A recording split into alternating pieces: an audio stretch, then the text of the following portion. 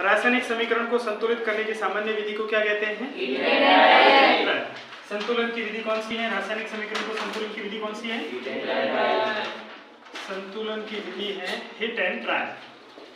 कौन सी है? Hit and try.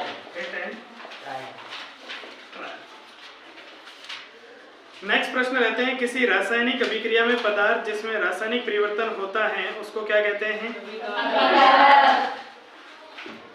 अभिकारक। और तीर का निशान और दूसरी तरफ क्या लिखा जाता है? उत्पाद। जिसमें रासायनिक परिवर्तन होता है उसको क्या कहते हैं? अभिकारक। रासायनिक अभिक्रिया के बाद जो नया पदार्थ बनता है उसको क्या कहते हैं? उत्पाद। और तीर के निशान के ऊपर जो उसकी प्रक्रिया है उसको लिखा जाता है।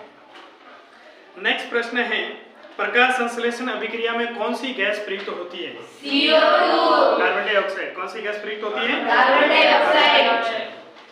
इसके बाद लिखा हुआ है कंकाली समीकरण किसे कहते हैं? तो कंकाली समीकरण किसे कहेंगे? अभिकारकों और उत्पादों को सूत्रों के माध्यम से लिखना। अभिकारक और उत्पाद को किसके माध्यम से लिखना? सूत्रों के माध्यम से। जैसे C+O2 क्या हो जाएगा? CO2। सूत्रों के रासायनिक सूत्रों के माध्यम से लिखना क्या कहलाता है? कंकाली समीकरण। कंकाली समीकरण क्या कहलाएगा? कंकाली समीकरण। रासायनिक समीकरण के प्रकार पढ़ लेते हैं अपन। रासायनिक समीकरण के प्रकार योग के आधार पे दो प्रकार के होगा, एक तो होगा संयोजन और एक होगा वियोजन। दूसरा कौन सा हो जाएगा? वियोजन। वियोजन का एक और नाम है अपघटन। संयोजन रासायनिक समीकरण किसे कहेंगे? जिसमें दो या दो से अधिक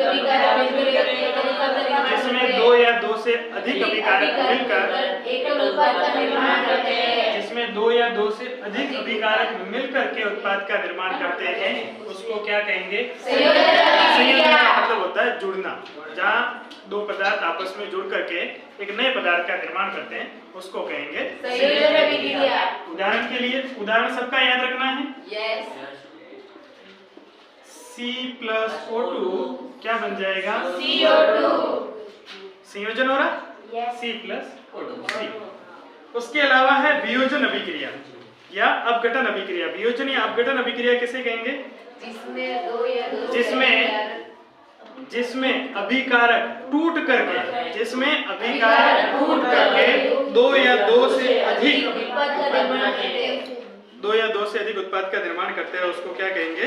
वियोजन अभिक्रिया। वियोजन अभिक्रिया यानी कि जिसमें वियोजन होगा टूटेंगे। वियोजन अभिक्रिया का उदाहरण जैसे जल का अपन वियोजन करते हैं ना? किसके माध्यम से? विद्युत अपघटन। अपघटनीय अभिक्रिया विद्युत है, उष्मा है और प्रकाशीय। उष्मीय अपघटन, विद्युत अपघटन और प्रकाशीय अपघटन। विद्युत अपघटन किसे कहेंगे?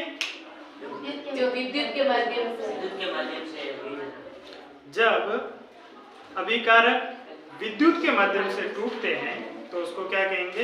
विद्युत अपघटन। जब प्रकाश के माध्यम से कोई अभिकारक टूट करके नए उत्पाद का निर्माण करते हैं तो उसको क्या कहेंगे? प्रकाशीय अपघटन। और उष्मा के माध्यम से टूटते हैं तो उसको क्या कहेंगे? उष्मीय अपघटन। उदाहरण के लिए पानी गर्म करते हैं? यस। और पानी गर्म करने पर टूटता है? यस। भाप अलग हो जाती है और पानी गर्म होता है ना, तो हाइड्रोजन अलग हो जाती है और ऑक्सीजन अलग हो जाती है। तो कौन सी अभिक्रिया होगी उसमें? विद्युत अपघटन अभिक्रिया। तो संयोजन और वियोजन। उसके अलावा उष्मा के आधार पे दो प्रकार की अभिक्रिया है, उष्मा शोषी और उष्मा शोषी और उष्मा के आधार पे कितने कर देंगे अपन? उष्मा के निर्माण और किधर रहते हैं? उष्माक्षेपी और उष्माशोषी। उष्माक्षेपी में क्या होगा? इसमें ऊर्जा के निर्माण के साथ उष्माक्षेपी रासायनिक अभिक्रिया के अंदर उत्पाद तो बनेगा, साथ साथ और क्या बनेगा? उष्मा का भी निर्माण होगा। उष्माक्षेपी में किसका निर्माण होगा? उष्मा का निर्माण। प्रत्येक रासायनिक अभिक्रिया में उत्पाद का निर्माण तो होता ही है, लेकिन उसके साथ साथ अगर उष्मा का भी निर्माण हो रहा है तो वो रासायनिक अभिक्रिया किस प्रकार की कहलाएगी? उष्माक्षेपी। और उष्मा शोषी में उष्मा का शोषण होगा, उष्मा नष्ट होगी, उष्मा नष्ट होगी या उष्मा का ह्रास होगा, ये अपन कह सकते हैं। उसके बाद आगे इस पाठ में अपने को जो इंपॉर्टेंट प्रश्न देखना है, विस्थापन और विस्थापन और विस्थापन अभिक्रिया किसे कहते हैं? जिसमें अधिक अभिक्रियाशील पदार्थ कम अभिक्रियाशील पदार्थ की जगह ले लेता है। इनको साथ साथ ही अपने को याद करना है, विस्थापन, द्विविस्थापन। विस्थापन जो अधिक क्रियाशील होगा, अधिक क्रियाशील कम क्रियाशील की जगह ले लेगा। अधिक क्रियाशील पदार्थ कम क्रियाशील की जगह ले लेगा। और द्विविस्थापन में आयनों का आदान आयनों का दोनों आपस में एक दूसरे की जगह ले लेंगे। तो विस्थापन अभिक्रिया अधिक क्रियाशील पदार्थ कम क्रियाशील की जगह लेगा, और द्विविस्थापन आयनों का आदान। उदाहरण के लिए Zn plus copper sulphate CuSO4, zinc अधिक क्रियाशील है, किसकी जगह ले लेगा? कॉपर की। तो क्या हो जाएगा? Zinc sulphate plus copper. यहाँ जिंक अधिक क्रियाशील है और वो कॉपर की जगह ले लेगा। कॉपर कम क्रियाशील है, साइड में अधिक क्रियाशील पदार्थ कम क्रियाशील पदार्थ। इसके अलावा और पढ़ना है, इसके अंदर ऑक्सीजन का संयोजन और वियोजन के आधार पर अभिक्रिया दो प्रकार की होती है। कौन कौन सी? उपचयन और अपचयन। उप का मतलब क्या होता है? पास में। पास में कौन आएगी? कौन आएगी? ऑक्सीजन। ऐसी रासायनिक अभिक्रिया जिसमें ऑक्सीजन की वृद्धि और हाइड्रोजन की कमी होती है। ऑक्सीजन तो जुड़ेगी और कम क्या हो जाएगी? हाइड्रोजन की कमी हो जाएगी। उपचयन अभिक्रिया किसे कहेंगे? जिसमें ऑक्सीजन की तो कमी आएगी, हाइड्रोजन की वृद्धि होगी। उपचयन अभिक्रिया जिसमें ऑक्सीजन की वृद्धि होगी, हाइड्रोजन की कमी होगी, और अपचयन अभिक्रिया जिसमें ऑक्सीजन की कमी होगी और हाइड्रोजन की वृद्धि हो जाएगी।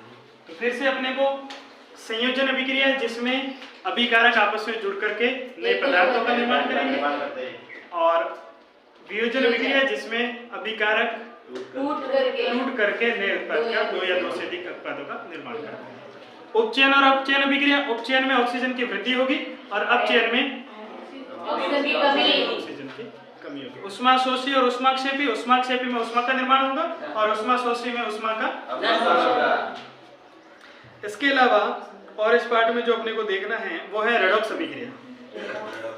ऐसी रासायनिक अभिक्रिया जिसमें उपचयन और अपचयन एक साथ होती है। ऐसी रासायनिक अभिक्रिया जिसमें उपचयन और अपचयन दोनों साथ होती है, उसको रेडॉक्स अभिक्रिया। इसके अलावा दो बातें और पढ़नी है, संक्षारण और विकृत गंधीदा। संक्षारण और विकृत गंधीदा।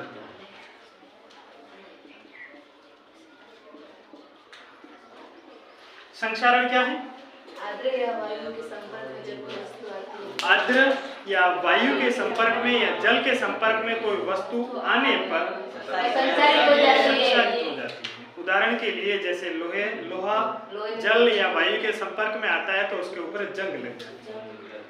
ये जंग लगना क्या कहलाता है? संक्षारण। संक्षारण से बचने के लिए उसके ऊपर लेप चढ़ाया जाता है। इसके ऊपर क्या चढ़ाया जाता है? लेप चढ़ाया जाता है संक्षारण से बचने के लिए। और है विकृत गंधीता। खाद्य पदार्थ वायु के संपर्क में आने पर कुछ समय बाद बदबू मारना शुरू होता है। विकृत गंधीता उसमें आ जाता है। उदाहरण के लिए सुबह की बनी हुई रोटी 2 दिन पड़ी रहेगी और उसके अंदर जैसे ही ऑक्सीजन के संपर्क में आई हुई होती है तो फिर वो गंध मारना शुरू कर देती है। वो गंध मारना शुरू कर देती है। और इससे बचने के लिए क्या करते हैं? विकिरण गंधिता से बचने के लिए क्या करते हैं? इसके अंदर नाइट्रोजन गैस भरी जाती है। जैसे कुरकुरे की थैली देखी होगी, पूरी भरी हुई रहती है ना, कुरकुरे कम हवा ज्यादा, उसमें कौन सी गैस भरी हुई है? नाइट्रोजन का तापमान जो है बहुत माइनस में रहता है। क्या बोला?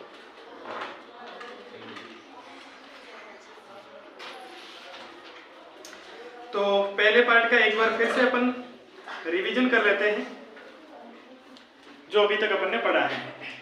रासायनिक समीकरण को संतुलित करने की विधि का नाम है हिट एंड ट्रायल। प्रकाश संश्लेषण में कौन सी गैस प्रयुक्त हो? CO2। अपन ने देखा संयोजन अभिक्रिया, संयोजन में जुड़ती हैं, वियोजन में उसके टुकड़े होते हैं।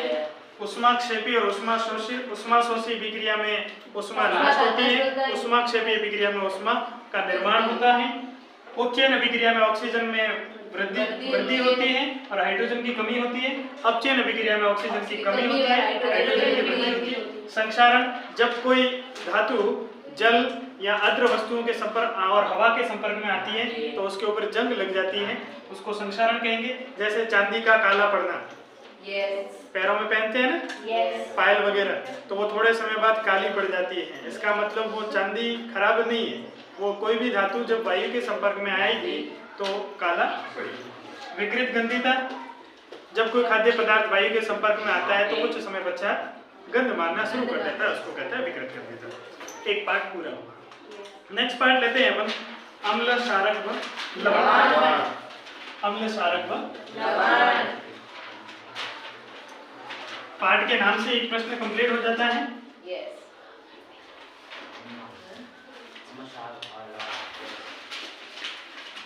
अम्ल, क्षारक व लवण। पहला प्रश्न है उदासीनीकरण किसे कहते हैं? क्या मिलेगा? अम्ल और क्षार मिलेगा तो क्या बनेगा? लवण व जल। इसको कहेंगे उदासीनीकरण, क्योंकि जल का पीएच मान कितना होता है? 7। उदासीन हो गया। अम्ल, प्रबल अम्ल का उदाहरण क्या है? HCl। और प्रबल क्षार का NaOH। प्रबल अम्ल और प्रबल क्षार मिलेंगे तो क्या बनेगा? NaCl plus H2O। दो चीज बन जाएगी अपने पास। एक बात बताइए मुझे, पहले पार्ट में एक चीज भूल गए अपन। क्या? द्रव्यमान संरक्षण का नियम किसने दिया था? द्रव्यमान संरक्षण का नियम किसने दिया था? लवाई जी और ये भले 10वीं में नहीं है पर अपने को याद होना चाहिए कि द्रव्यमान संरक्षण का नियम लवाई जी और जोसेफ एलकास ने दिया। क्या कहता है द्रव्यमान संरक्षण का नियम? कि रासायनिक अभिक्रिया में द्रव्यमान का न तो निर्माण होता है न तो द्रव्यमान बनता है, न ही द्रव्यमान। तो उदासीनीकरण अभिक्रिया अम्ल और क्षार मिलने पर किसका निर्माण करते हैं? लवण और जल। इस पार्ट से जो तुम्हें ज्यादा मोस्ट चीजें याद रखनी है वो पीएच स्केल के बारे में पहले अपन पढ़ते हैं। पीएच स्केल कितने अंक होते हैं इसमें? 14। 0 से लगा के 14 तक। 0 से लगा के 14। बीच में होता है 7। 7 क्या है? और उदासीन चीज क्या मिलती है अपने को? 0 से 7 तक की, 0 से अधिक और 7 से कम ये रहेंगे अम्ल, और 7 से अधिक और 14 से कम क्या रहेंगे? क्षारक। अम्ल और क्षारक किसे कहते हैं? तो सबसे पहली बात तो जिसका पीएच मान 7 से कम होगा वो अम्ल है, 7 से अधिक होगा उसको क्या कहेंगे? क्षारक। अम्ल जो जलीय विलयन में H+ आयन देता है, अम्ल जलीय विलयन में H+ आयन देते हैं, और क्षारक सोडियम में OH आयन देते हैं। अम्ल स्वाद में खट्टे होते हैं, क्षारक स्वाद में भी याद तो रखना पड़ेगा ना। अनील अम्ल नीले लिटमस को लाल करता है। ये नीले को लाल करेगा तो ये लाल को क्या कर देगा? नीला। अम्ल नीले लिटमस को लाल कर देते हैं और क्षारक लाल लिटमस को नीला कर देते हैं। ये लिटमस क्या है? प्राकृतिक सूचक है जो किससे मिलता है? किससे मिलता है अपने को? लीचेन थैलाफाइट समूह के लीचेन नामक पौधे से लिटमस अपने को मिलता है। प्राकृतिक सूचक की बात करें तो लीचेन, प्राकृतिक सूचक की बात करें तो क्या है अपने पास में? या लिटमस जो लीचेन नामक पौधे से अपने पास प्राप्त होता है। और कुछ बातें जो इस पाठ से अपने को देखनी है। गंधीय सूचक कौन कौन से हैं? जो वेनिला है, प्याज है, ये अपने पास गंधीय सूचक रहेंगे। हाँ, धात्विक ऑक्साइड किस प्रकृति के होंगे? धात्विक ऑक्साइड किस प्रकृति के होंगे? बताइए, धात्विक ऑक्साइड किस प्रकृति के रहेंगे? अधात्विक ऑक्साइड की प्रकृति क्या रहेगी? अधात्विक की प्रकृति क्या रहेगी? धात्विक की प्रकृति क्या रहेगी? जठर रस का पीएच मान कितना होगा? दांतों का पीएच मान 5.5 से अधिक कम होने पर दांत टूटने शुरू हो जाते हैं। दांतों का पीएच मान 5.5 से कम होने पर दांत टूटने शुरू हो जाते हैं। इसके अलावा तुम्हें मानव शरीर का पीएच मान 7 से 7.8 और एंटीसीड का नाम बताइए? Milk of magnesium. एंटीसीड का नाम क्या है? Milk of magnesium. इस पाठ से कुछ एक सूत्र तुम्हें याद रखने हैं, क्योंकि एक सूत्र एग्जाम में जरूर पूछा जाएगा, तो एक एक कर इन सबका अध्ययन करते हैं अपन। सबसे पहले पीओपी, प्लास्टर ऑफ पेरिस। इसके अलावा अपने को देखना है विरंजक चूर्ण,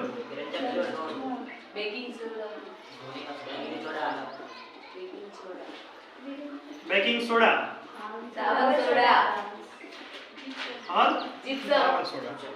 और ये चारों में से एग्जाम में लगभग एक पूछना बनता है, बाकी एग्जामिनर के ऊपर डिपेंड करेगा। हाँ, तो सबसे पहले विरंजक चूर्ण का पीओपी का बताइए। और जल के कितने अणु रहते हैं? आधा अणु। कितना रहेगा? आधा अणु किसका रहेगा? साथ में ये क्या काम आते हैं वो भी लिखते जाएंगे। विरंजक चूर्ण पीओपी क्या काम आएगा?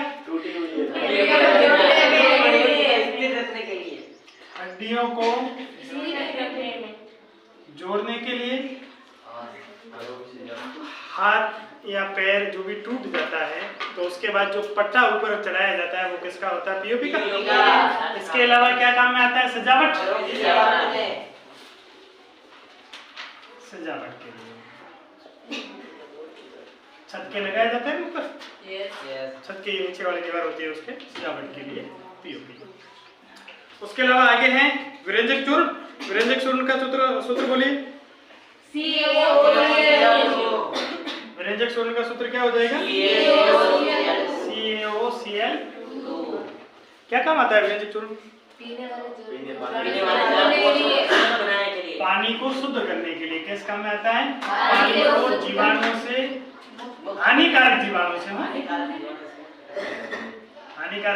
से मुक्त करने के लिए, यानी कि पानी को शुद्ध करने के लिए इसका उपयोग किया जाता है।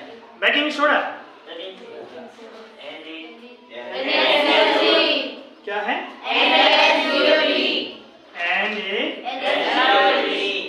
NaCO3। बेकिंग सोडा क्या काम में आएगा? खाने को स्वादिष्ट बनाने के लिए। खाने को स्वादिष्ट बनाने के लिए। पकोड़े वगैरह तलते हैं ना, तो अंदर जो सोडा डालते हैं वो कौन सा सोडा? खाने का सोडा है, बेकिंग सोडा। उसके अलावा है धावन सोडा। कपड़े वगैरह धोते हैं, धोने का सोडा। सूत्र क्या है? Na2CO3 जल के अणु है। इसका काम क्या है? साफ सफाई और पानी को हल्का करना, जल की कठोरता को दूर करना। जल की कठोरता को दूर करना। इसकी कठोरता दूर करेंगे अपन, जल की कठोरता को दूर करना। फिर से इन चारों चीजों को देखना है आपने।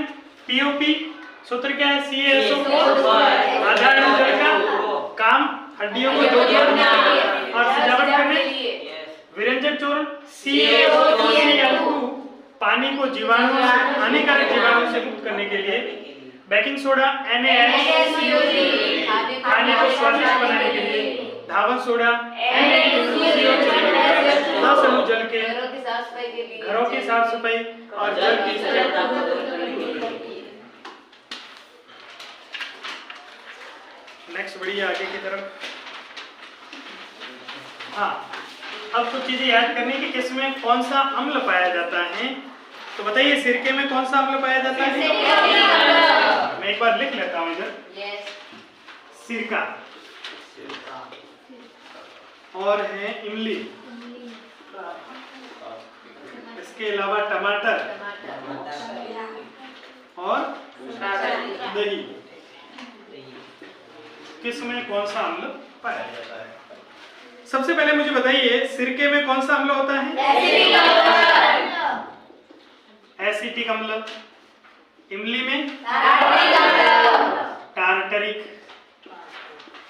और टमाटर में कौन सा?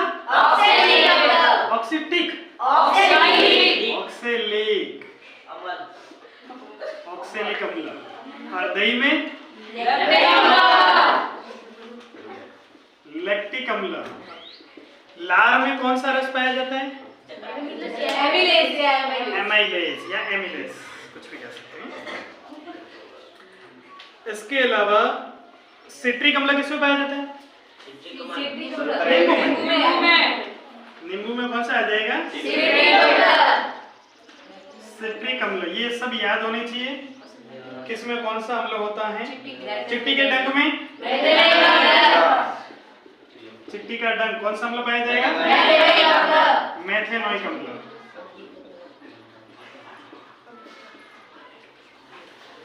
चलिए, इतनी चीजें तुम्हें याद रखनी है। संतरे में सिट्रिक अम्ल होता है, नींबू में और संतरे दोनों के अंदर सिट्रिक अम्ल होता है। और जो इस पार्ट से कुछ चीजें अपने को देखनी है कि पीतल और तांबे के बर्तनों में खट्टी चीजें क्यों नहीं रखी जाती है, जैसे दही क्यों नहीं रखा जाता है? कारण क्योंकि धातु अम्ल के साथ जल्दी अभिक्रिया करते हैं। धातु अम्ल के साथ अभिक्रिया करके विषैले पदार्थ का निर्माण।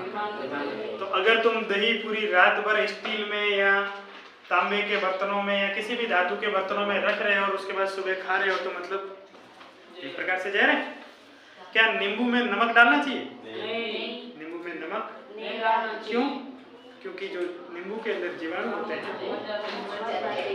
और वही तो फायदा करते हैं शरीर में। उसके बाद तो उबली पानी पियो, वो पियो, एक ही बात रही ना फिर। उससे अच्छा तो पानी पी लो।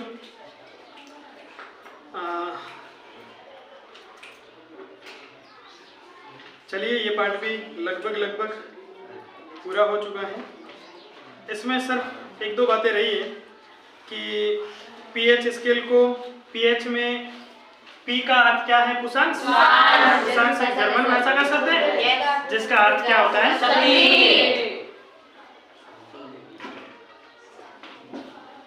उसके बाद आगे वाला पार्ट है धातु और धातु और पढ़ लिए भी साथ में। धातु किसे कहते हैं?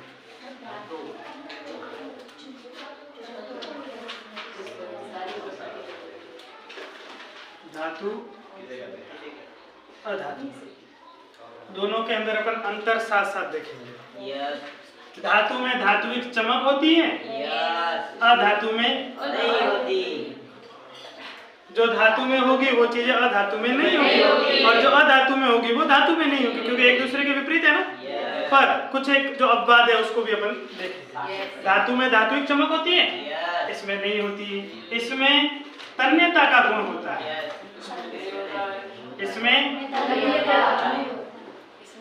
तन्यता के गुण से, जैसे सोना धातु है, कितनी पतली वायर खींच के उसको लंबा किया जा सकता है, जबकि अधातु को खींचा नहीं जा सकता, खींचेंगे तो उसके टुकड़े हो जाएंगे।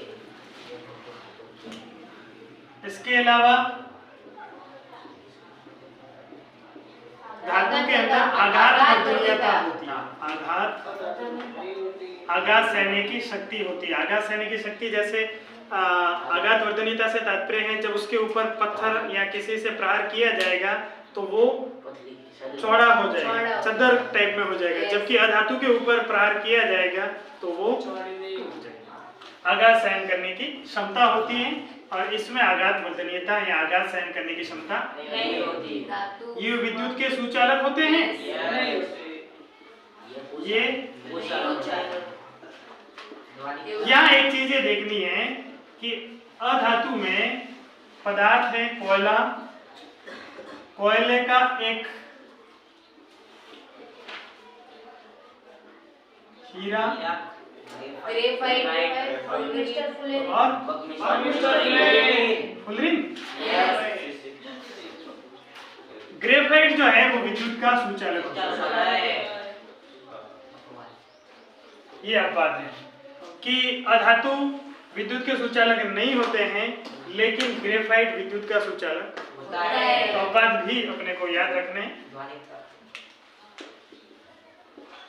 ध्वनिकता या ध्वनि, जैसे ही धातु से कुछ चीजें टकराएगी या धातु आपस में टकराएगी तो इससे ध्वनि निकलेगी, लेकिन अधातु में ध्वनिकता नहीं होती है, इससे ध्वनि नहीं होती।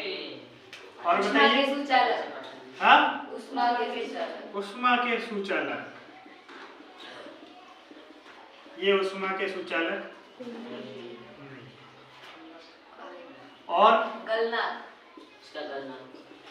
गलनांक, उच्च होता है।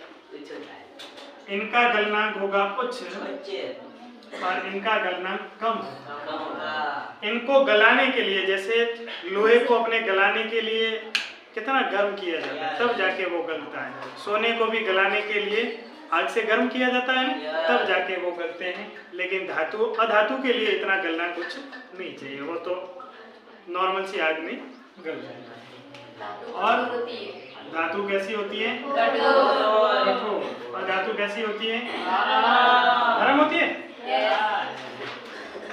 कठोर और किस अवस्था में होती है? ठोस अवस्था में। लेकिन एक ऐसी धातु है जो कमरे के ताप पर द्रव अवस्था में पाई जाती है।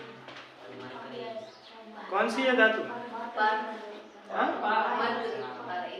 एक ही बात है, मरकरी कहो या पारा। इतने खूब है 8 पॉइंट या एक दो और लिखा है? इतने खूब है कि धातु और अधातु में क्या अंतर है, सबसे बड़ा प्रश्न है। तो धातु के अंदर चमक, धात्विक चमक होती है, धातु के अंदर तन्यता होती है, धातु के अंदर आघात वर्धनीयता होती है, धातु विद्युत के सुचालक होते हैं, धातु में ध्वनिकता होती है, धातु उष्मा के सुचालक होते हैं, धातुओं का गलनांक कुछ होता है, धातु कठोर अवस्था में पाई जाती है, धातु कठोर होती है। तो ये धातुओं के कुछ एक महत्वपूर्ण प्रश्न थे। और रही बात इधर वाली, ये लगभग सारे नहीं करते जाना है। जो धातु में गुण है, धातुओं को गुण पढ़ लो, और धातुओं को गुण वैसे याद रहते हैं अपने पास में। और प्रश्न है यहाँ पे कि सबसे कठोर पदार्थ कौन सा होता है? तो सबसे कठोर पदार्थ आज तक में सबसे ज्ञात सबसे कठोर पदार्थ कौन सा है?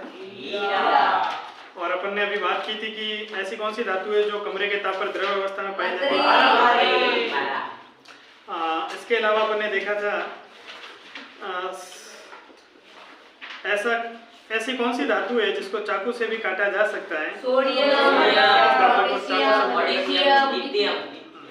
Sodium, potassium, lithium. धात्विक ऑक्साइड की प्रकृति कैसी होती है?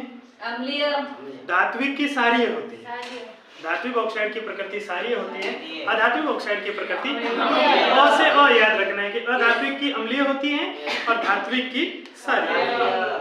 पीतल किससे मिलके बनता है? तो पीतल तांबे और जिंक से। तांबा और जिंक को मिलाओ क्या बन जाएगा? पीतल।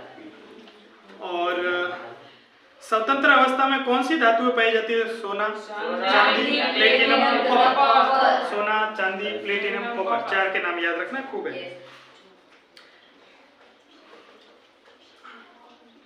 अब बात है कि लोहे पर जंग क्यों लगती है? तो लोहे पर जंग लगने का कारण है जब वायु के संपर्क में आती है, तो वायु के संपर्क में आने पर कौन से गुण के कारण? पहले पार्ट में था ना, संक्षारण के कारण इसके ऊपर जंग लग जाती है। चलिए तीसरा पार्ट थोड़ा और देख लेते हैं इसको कि मिश्र धातु कौन कौन सी हैं? पीतल है और कांसा है, मिश्र धातु है, इनके नाम याद रखना। उभयधर्मी ऑक्साइड, जिंक ऑक्साइड और एल्यूमिनियम। उभयधर्मी ऑक्साइड ऐसे होंगे जो अम्ल और क्षार दोनों से विक्रिया करके लवण हो जाएंगे। चलिए कार्बोनेटेड कंपाउंड्स, कार्बन व उसके यौगिक।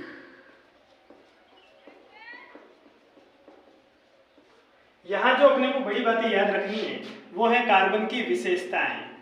कार्बन की क्या क्या विशेषताएं हैं? पहली विशेषता याद रखनी है, कार्बन की जो संयोजकता है वो 4 है। कार्बन की संयोजकता 4 है।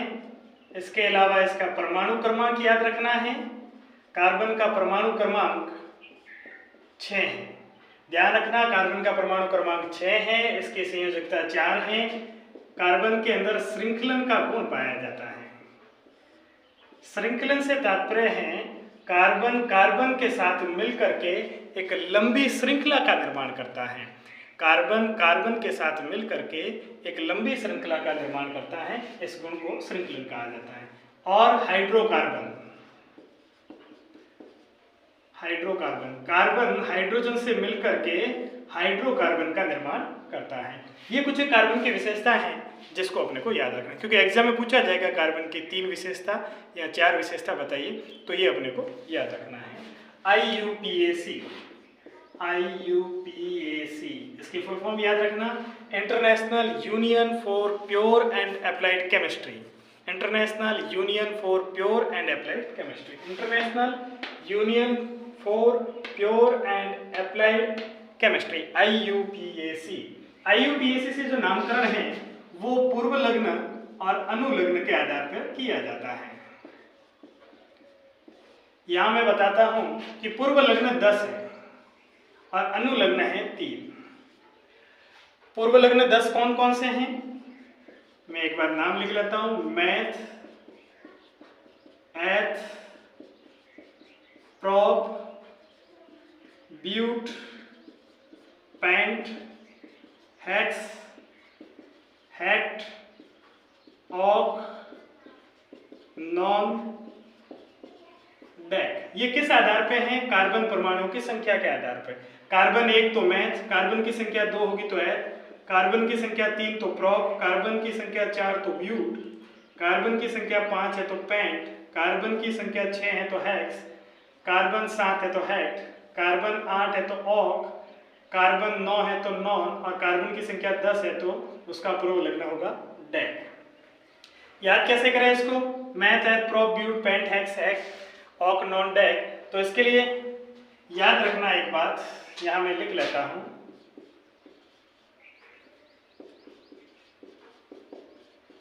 मैप को देखकर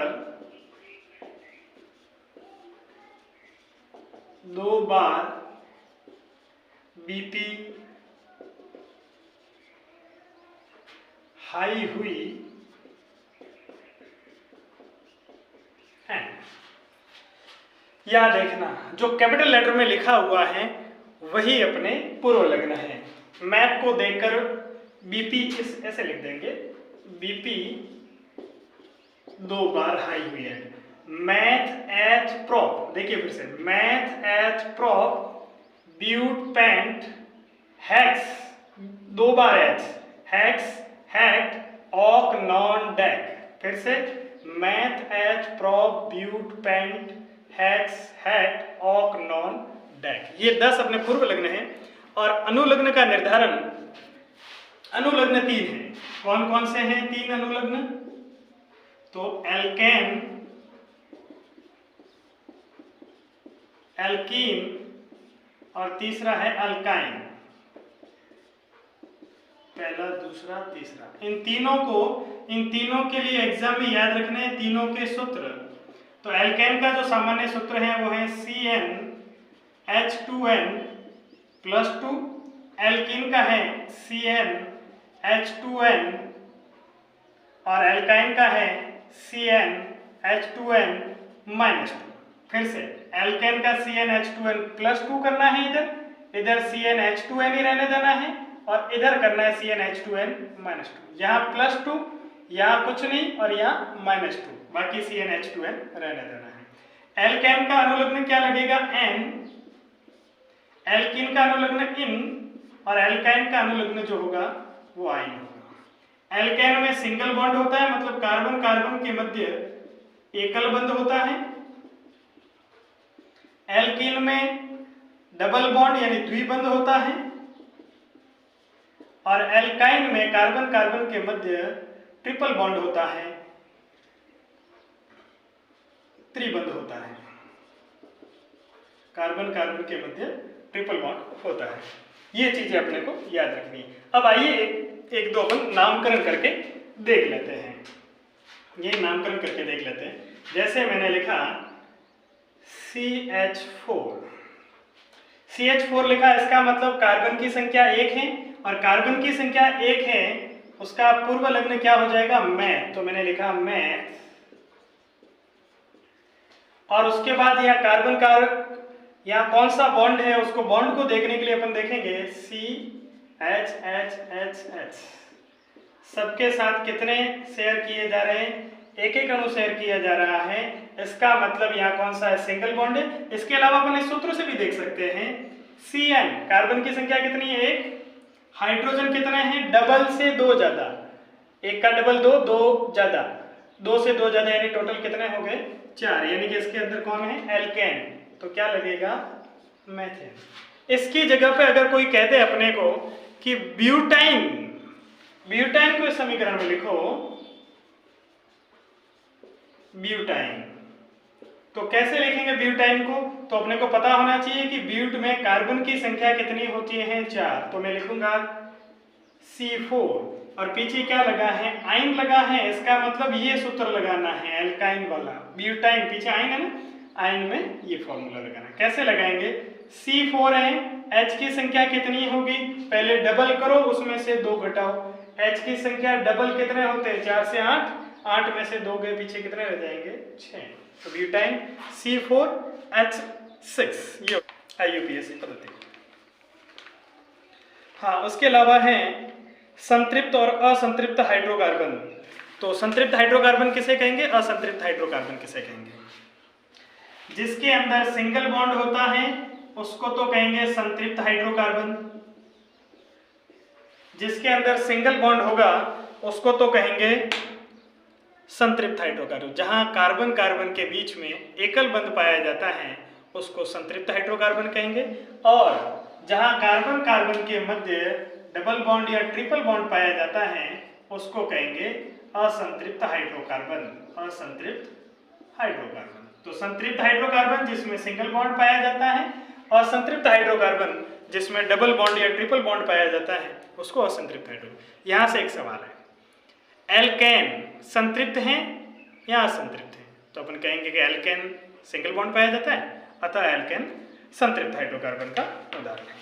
चलिए, इस पार्ट में इतनी सी जानकारी अपने को याद रखनी है।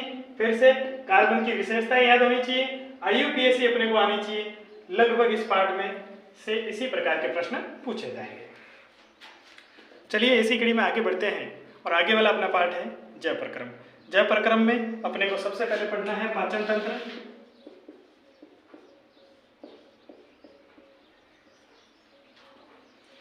पाचन तंत्र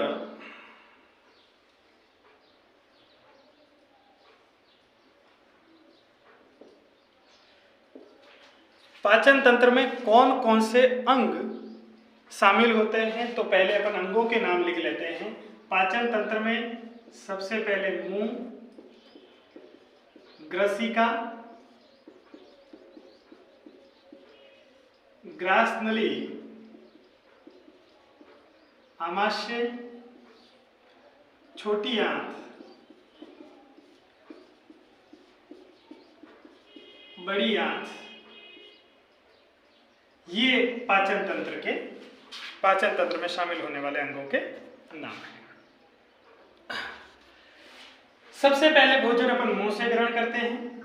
यहां अपने को याद रखना है, मुंह में जैसे ही भोजन करते हैं तो इसमें लार के अंदर एमाइलेज या एमिलेज नामक एंजाइम पाया जाता है जो भोजन के साथ में मिलता है। प्रश्न ये है कि एमाइलेज के क्या काम है? तो एमाइलेज का काम है भोजन को चिकना बनाना और साथ ही साथ भोजन के अंदर जो शामिल अपशिष्ट पदार्थ हैं, ऐसे जीवाणु जो शरीर के लिए हानिकारक है, उनको नष्ट करना।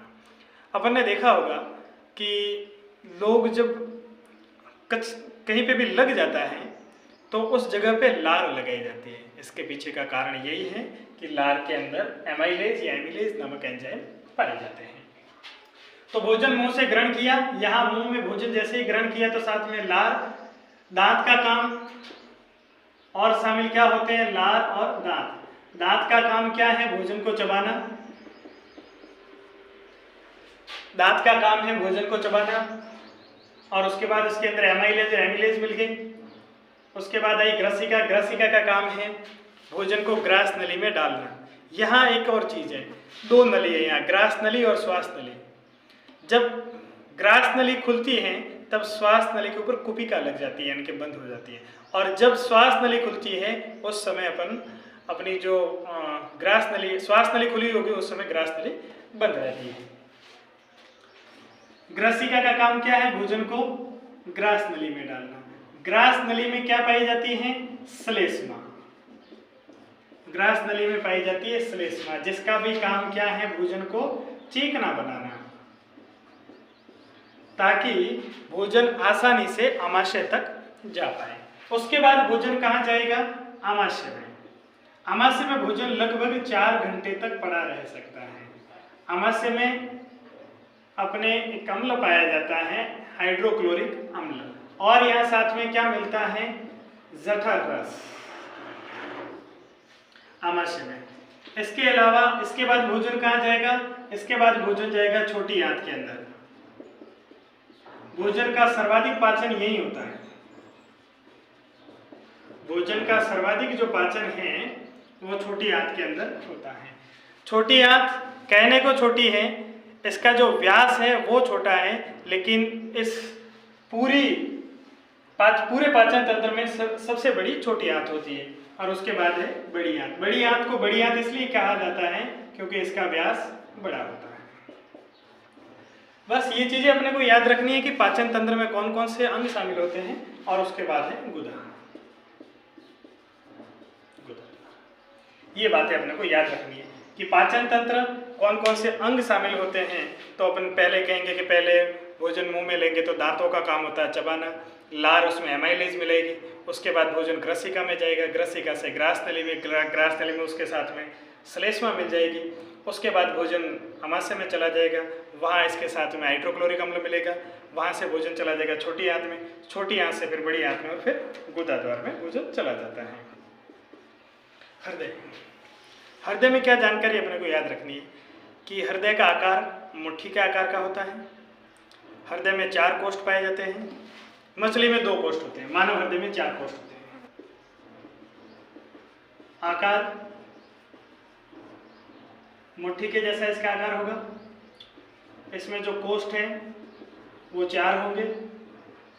साथ में मछली में 2 कोष्ठ होते हैं। मछली में कितने कोष्ठ पाए जाते हैं? 2। हृदय में 2 आलिंद और 2 नीले पाए जाते हैं। 2 आलिंद होंगे और 2 निलय होंगे। 2 आलिंद होते हैं, 2 निलय। आलिंद ऊपर वाले, निलय नीचे वाले। आलिंद और निलय के बीच में वॉल्व लगे हुए होते हैं, जिसका काम होता है रक्त का उल्टी दिशा में प्रवाह को रोकना। रक्त के उल्टी दिशा में प्रवाह को रोकना। फॉर एग्जाम्पल, जैसे मान लो ये एक हृदय है, ये आलिंद, ये भी आलिंद, निलय, निलय। यहां से जब रक्त इसके अंदर आएगा, जैसे ही रक्त इसके अंदर गिरा उसके बाद ये वॉल्व बंद हो जाते हैं, यानी कि ये रक्त नीचे गिरने के बाद वापस ऊपर नहीं आ सकता। वैसे ही यहाँ से भी नीचे आने के बाद ये जो रक्त है वापस ऊपर नहीं जाए, इसलिए बीच में इनके वॉल्व लगे हुए होते हैं।